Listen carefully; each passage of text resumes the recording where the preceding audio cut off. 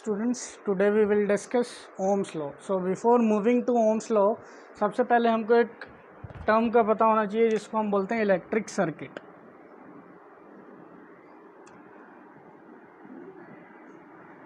तो अगर हम नॉर्मल लैंग्वेज में बात करें तो इलेक्ट्रिक सर्किट क्या चीज़ है?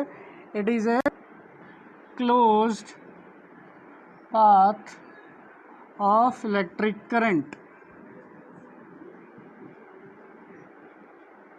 क्लोज्ड एंड कंटिन्यूस भी लिख लो साथ में. तो मैं आपको बताता हूँ इसका क्या मतलब है. जो हमारा इलेक्ट्रिक करंट है वो क्या है? इलेक्ट्रिक करंट हमारा होता है फ्लो ऑफ इलेक्ट्रॉन्स.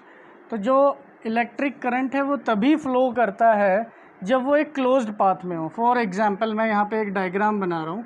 मैंने क्या किया, एक बल्ब लिया, इसको मैंने एक बैटरी के साथ कनेक्ट कर दिया. ठीक है, ये बैटरी का जो बड़ा वाला डंडा नज़र आता है इसको बोलते हैं एनोड, पॉजिटिव चार्ज होता है, और जो छोटा होता है इसको बोलते हैं हम कैथोड. तो अगर मेरे को इस बल्ब को ग्लो कराना है, क्या कराना है से ये मैंने यहाँ पे स्विच लगा दी. अगर मेरे को इस बल्ब को ग्लो कराना है तो मेरे को क्या करना पड़ेगा, इसके अंदर करंट फ्लो होना चाहिए. ठीक है, तो अगर इसको करंट फ्लो करना है तो ये कैसा पाथ होना चाहिए? कंटिन्यूस पाथ होना चाहिए. कंटिन्यूस का मतलब है जहाँ से ये स्टार्ट हो रहा है वहाँ तक इलेक्ट्रॉन्स पूरे पाथ को कवर करके आने चाहिए. अगर कहीं पे भी ब्रेकेज होगी तो जो हमारा इलेक्ट्रिक करंट है वो फ्लो नहीं होगा. तो जब तक ये स्विच ओपन है, आप घर पे भी देख लो स्विच किस तरीके से एक्ट करता है. हमारे घर पे हमेशा सप्लाई आती रहती है, हमेशा ही आती है सप्लाई.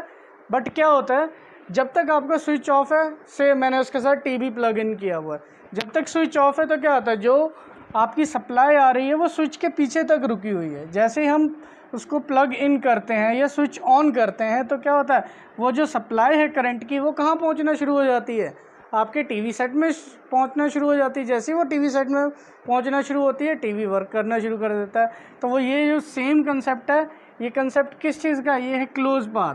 करंट हमेशा तभी फ्लो करेगा जब उसका पाथ कैसा होगा? क्लोज होगा. तो भाई कंटिन्यूस तो होना ज़रूरी है, कहीं ब्रेकेज होगी तो वो फ्लो नहीं करेगा. तो इस अगर बल्ब को हमको ग्लो कराना तो ये स्विच कैसा होना चाहिए? क्लोज होना चाहिए. ठीक है, तो जो इलेक्ट्रिक सर्किट होता है, पहले अब अगर हम इसको पेपर में लिखना चाहें तो इसको लिख सकते हैं, it is A close path and continuous path of electric current. Second, जो हमारा इलेक्ट्रिक सर्किट होता है, इट कॉम्प्रोमाइज्ड ऑफ, या कॉम्प्रोमाइज़ मुश्किल लग रहा है तो आप लिख लो, कंसिस्ट ऑफ बैटरी और एनर्जी सोर्स, जो भी आप लिखना चाहो, क्योंकि बैटरी ही हमारी एनर्जी सोर्स होती है इस केस में. ठीक है, देन आपके कुछ इलेक्ट्रिकल कंपोनेंट्स होते हैं, ये इलेक्ट्रिकल कंपोनेंट्स ही हैं. आपके बल्ब हो गया, फिर इसके अलावा एमीमीटर हो गया, देन वोल्ट मीटर हो गया, रेजिस्टेंस हो गया, कैपेसिटर हो गया. ये हम आगे लेटर ऑन हम ये सब स्टडी करेंगे. And connecting wires. ठीक है, तो जो हमारा इलेक्ट्रिक सर्किट क्या होता है, it is A close path of electric current. अगर क्लोज पाथ नहीं होगा तो हमारा करंट नहीं फ्लो. ठीक है, and the electric circuit consist of battery, electric components and connecting wires. ठीक है, आप इतनी डेफिनेशन लिख सकते हो एग्जाम में. अच्छा, दो इसमें मेन डिवाइसेस हैं जो हमने अभी पढ़ने में, आपको बता देता हूँ फटाफट. वो हैं आपके वोल्ट मीटर और एमीमीटर. हम कल पढ़ चुके हैं अपनी वीडियो में, लास्ट क्लास में, पोटेंशियल डिफरेंस. तो जो पोटेंशियल डिफरेंस को डिवाइस मेजर करता है उसको हम बोलते हैं volt meter. It measures potential difference, और बोल दो वोल्टेज. एंड एमीमीटर क्या होता है आपका? It measures electric current. और इनके साइन इस तरीके से होते हैं. एमीमीटर का साइन ये होता है सिंबल, और वोल्ट मीटर का सिंबल ये होता है. जो वोल्ट मीटर होता है वो हमेशा पैरेलली लगता है. फिर मैं चेक करना चाहता हूँ कि इसके अक्रॉस कितनी वोल्टेज का ड्रॉप हो रहा है, तो मैं इसको कैसे कनेक्ट करूँगा? पॉजिटिव नेगेटिव है, ये पॉजिटिव नेगेटिव है, मैं हमेशा इसको पैरेलली कनेक्ट करूँगा। और अगर मैं जानना चाहता हूँ कि इसमें कितना करंट फ्लो हो रहा है तो मैं क्या करूँगा, इसके सीरीज़ में एमीमीटर लगा दूँगा।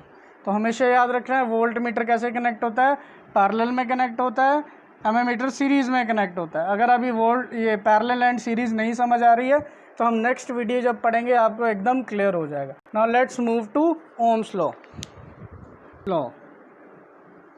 स्टूडेंट बहुत इंपॉर्टेंट है एग्ज़ाम पॉइंट ऑफ व्यू से, 1 और 2 मार्क्स में कई बार इसकी डेफिनेशन पूछी जाती है।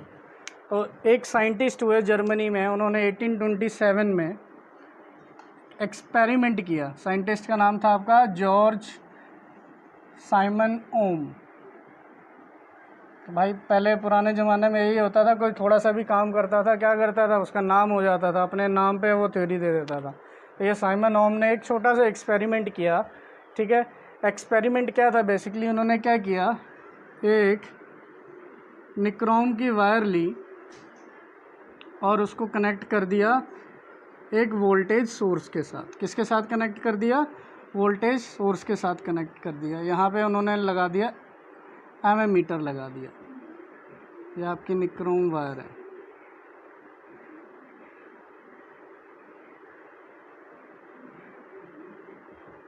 ठीक है, निक्रोम वायर है, उन्होंने वोल्टेज सोर्स के साथ इसको कनेक्ट कर दिया।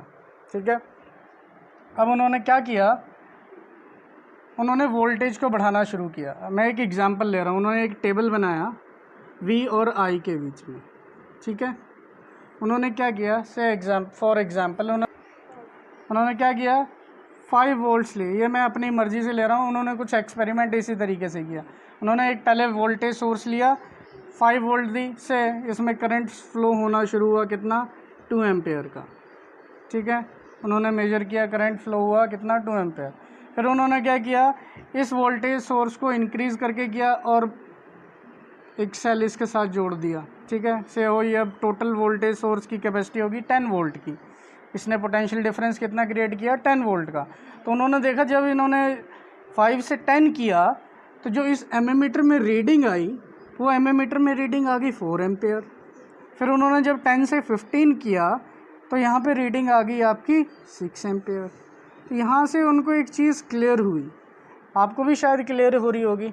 देखो एक लीनियर रिलेशनशिप इस्टेब्लिश हो रहा है, मतलब अगर मैंने वोल्टेज को 2 गुना किया तो आपकी करंट भी क्या हो रही है, 2 गुना बढ़ रही है। ठीक है, आगे फिर 2 गुना बढ़ाया, फिर दोबारा से उतना ही इम्प्रूवमेंट इधर से आ गया। तो ओम्स लॉ बेसिकली आपको एक्सप्लेन करता है, if a voltage source is connected across a nichrome wire और a conductor, then what it finds that voltage is directly proportional to current। यही तो ये एक्सपेरिमेंट एक्सप्लेन कर रहा है कि जितनी हम वोल्टेज बढ़ा रहे हैं उतनी ही मात्रा में आपका करंट बढ़ रहा है। अगर 5 वोल्ट है तो ये 2 एम्पेयर है, अगर मैं इसको डबल करता हूँ करंट भी डबल होता है, अगर मैं वोल्टेज को घटाता हूँ तो आपका करंट भी क्या होता है, डिक्रीज़ होता जा रहा है। ठीक है, तो वो जो जॉर्ज और साइमन ओम थे उन्होंने ये फाइंड आउट किया, क्या फाइंड आउट किया, कि वोल्टेज का रिलेशनशिप इस्टेब्लिश किया उन्होंने करंट के साथ। लेकिन इसमें स्टूडेंट्स एक बहुत इंपॉर्टेंट चीज़ है, ये सब हुआ एक अंडर सर्टेन फिज़िकल कंडीशन। यहाँ पे उन्होंने माना है कि जो आपका कंडक्टर है उसकी प्रॉपर्टीज़ नहीं चेंज हो रही, जो टेम्परेचर है वो कांस्टेंट रह रहा है। ठीक है, तो ये ज़रूर लिखना, हमारे को लिखना बहुत ज़रूरी हो जाता है। Under certain physical condition George Simon Ohms ने रिलेशनशिप इस्टेब्लिश किया किसके बीच में, वोल्टेज एंड करंट। तो हम इसकी डेफिनेशन लिख सकते हैं, according to Ohm's law the potential difference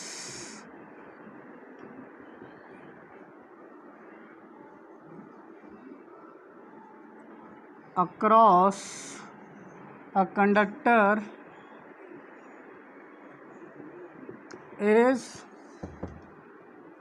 directly proportional to current flowing through it. ठीक है जी, मतलब कि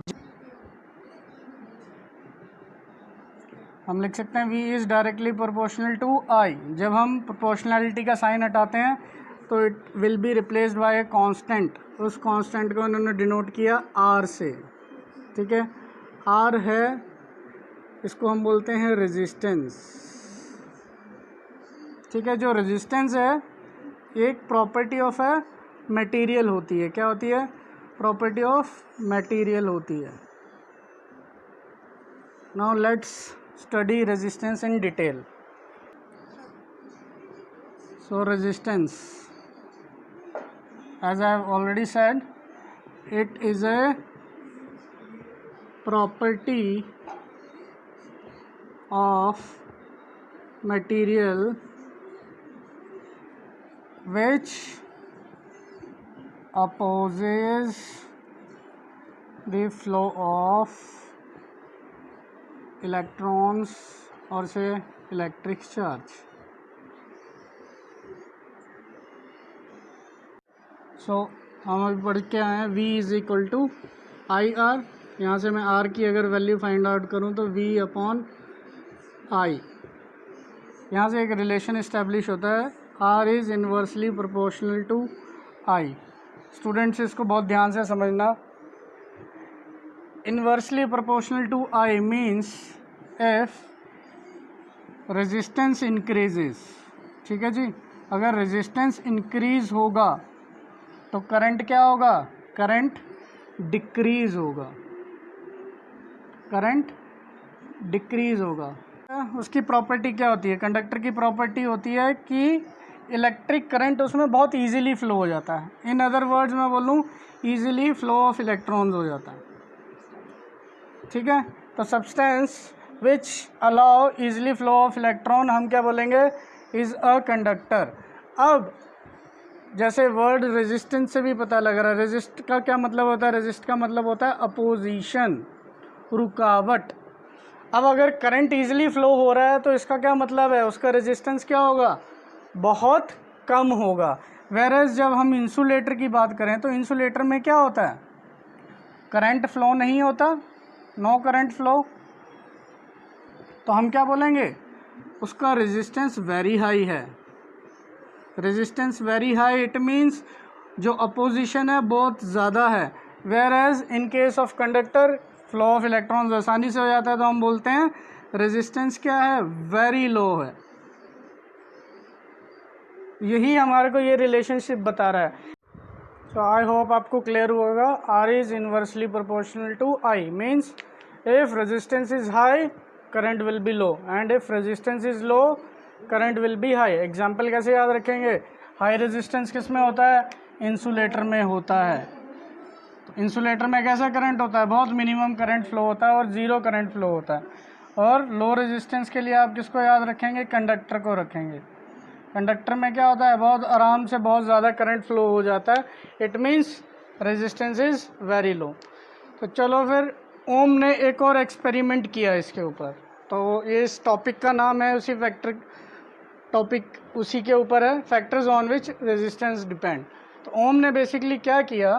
उन्होंने क्या किया? सेम वही एक्सपेरिमेंट है। एक निक्रोम वायर ली, एक वोल्टेज सोर्स है, उसमें करंट पास कराया। तो उन्होंने सबसे पहले क्या किया? केस फर्स्ट उन्होंने किया कि length of the wire double कर दी। क्या किया? Length of the wire double कर दी। मतलब अगर अभी ये L है तो उन्होंने क्या किया? इधर 2L किया और यहाँ पे उन्होंने एक एमीमीटर लगा दिया। तो उन्होंने मेजर किया कि जब लेंथ L थी तो से उस टाइम करंट मूव कर रहा था I, लेकिन जैसे ही लेंथ 2L हुई तो उनका करंट कितना हो गया? करंट आधा हो गया। उस केस में क्या हुआ? करंट आधा हो गया। अगर ये आपको कन्फ्यूजन लग रहा है तो इस तरीके से लिख लो कि जो लेंथ डबल होने पे क्या होने लगा? जो आपका करंट है वो डिक्रीज होने लग पड़ा।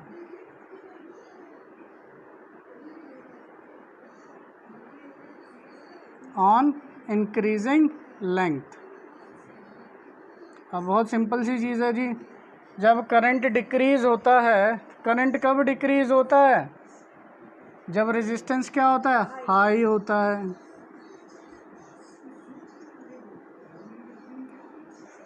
ठीक है, तो उन्होंने यहाँ से एक रिलेशन इस्टेब्लिश किया। वो रिलेशन उन्होंने इस्टेब्लिश किया कि जो रेजिस्टेंस है, रेजिस्टेंस और लेंथ के बीच में रिलेशन इस्टेब्लिश किया कि R is directly proportional to L।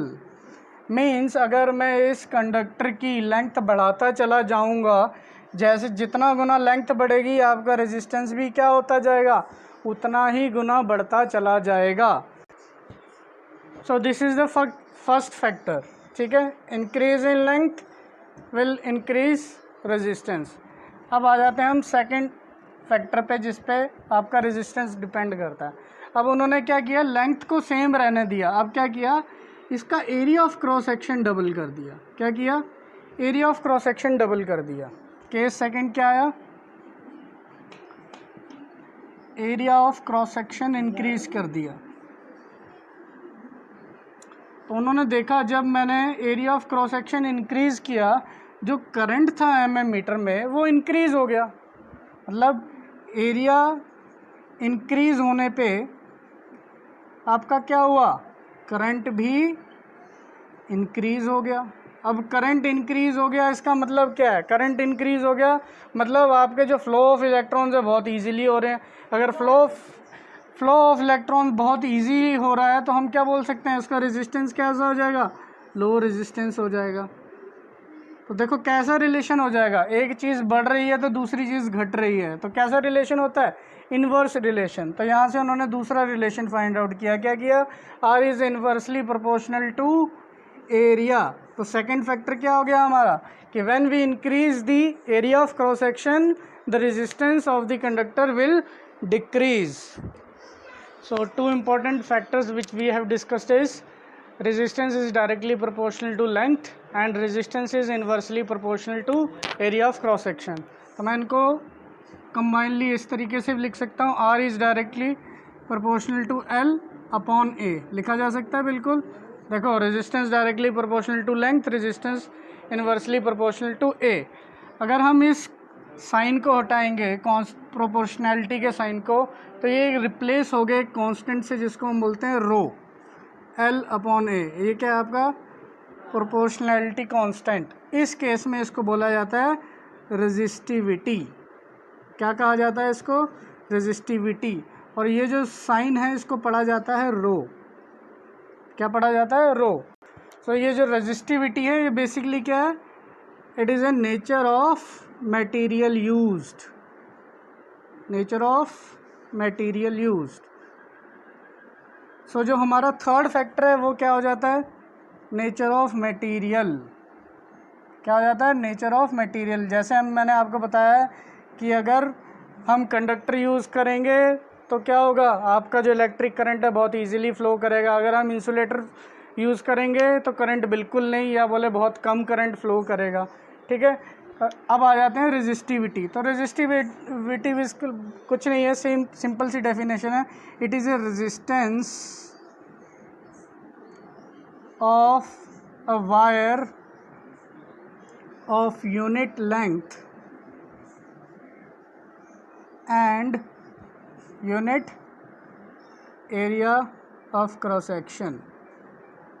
Of unit area लिख लो, सिंपल, इतना ही काफ़ी है।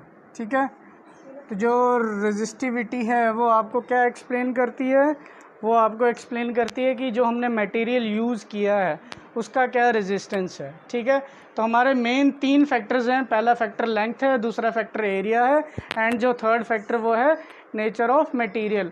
एक फोर्थ फैक्टर भी कई बुक्स में दिया हुआ है, वो है टेम्परेचर। अब देखो ये फैक्टर अलग अलग है। अगर हम बात करें कंडक्टर की, तो कंडक्टर में क्या होता है, जैसे टेम्परेचर इंक्रीज़ होता है आपके जो इलेक्ट्रॉन्स होते हैं वो और ज़्यादा वाइब्रेट होना शुरू हो जाते हैं। तो उस केस में क्या होता है, रेजिस्टेंस क्या करना शुरू कर जाता है, डिक्रीज़ करना शुरू कर जाता है। ठीक है, तो हम बोल सकते हैं जो आपके कंडक्टर हैं उनकी रेजिस्टिविटी लो है।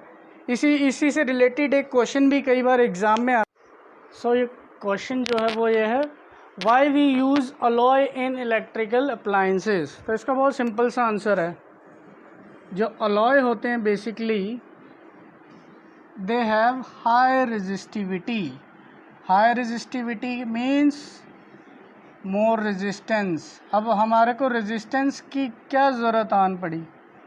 बहुत सिंपल सी एक्सप्लेनेशन है भाई साहब, कि अगर हम प्रेस की बात करें तो जो प्रेस होती है उसमें होता क्या है, प्रेस में जो उसके अंदर मटेरियल लगा होता है वो बहुत ज़्यादा गर्म होता है, ठीक है। तो वो अगर बहुत इजीली बर्न हो जाएगा या ऑक्सीडाइज हो जाएगा, या देसी भाषा में बोले बहुत आराम से फूक जाएगा, तो प्रेस का मतलब ही ख़त्म हो जाएगा, ठीक है ना। तो वो जो उस फूकने को रोकने के लिए हमारे को उसमें कैसा मटेरियल चाहिए, जिसमें क्या हो, बहुत ज़्यादा रेजिस्टिविटी हो। तो अलॉय हम इसलिए यूज़ करते हैं क्योंकि उनकी रेजिस्टिविटी क्या होती है, बहुत होती है। ये क्वेश्चन कई बार एग्ज़ाम में आता है, ठीक है। सो अभी हमने रेजिस्टिविटी डिफ़ाइन करी थी जब हम फैक्टर्स पढ़ रहे थे। तो यहाँ पे कई बार रेजिस्टिविटी की SI यूनिट पूछी जाती है। तो यहाँ से अगर मैं देखूँ, हमने फाइंड आउट किया था R = रो L/A। तो अगर हम यहाँ पर इसको थोड़ा सिंप्लीफाई करें, रो की वैल्यू निकालें तो क्या हो जाएगा, it will B R × A × L, ठीक है। तो अब हम देखें, ओम्स होती है रेजिस्टेंस की unit, ampere. Area of cross section की यूनिट क्या होगी, मीटर स्क्वायर। एरिया कैसे निकालते हैं, मीटर इंटू मीटर। लेंथ क्या होती है, मीटर। सो मीटर से मीटर हो गया कैंसिल। तो जो हमारा रेजिस्टिविटी होती है उसकी SI यूनिट क्या होती है, ओम मीटर होती है। क्या होती है, ओम मीटर होती है। अच्छा, अब एक रिलेशनशिप भी होता है, जो रेजिस्टिविटी होती है, आपको ये याद रखना है, वो हमेशा इन्वर्सली प्रोपोर्शनल होती है कंडक्टिविटी के।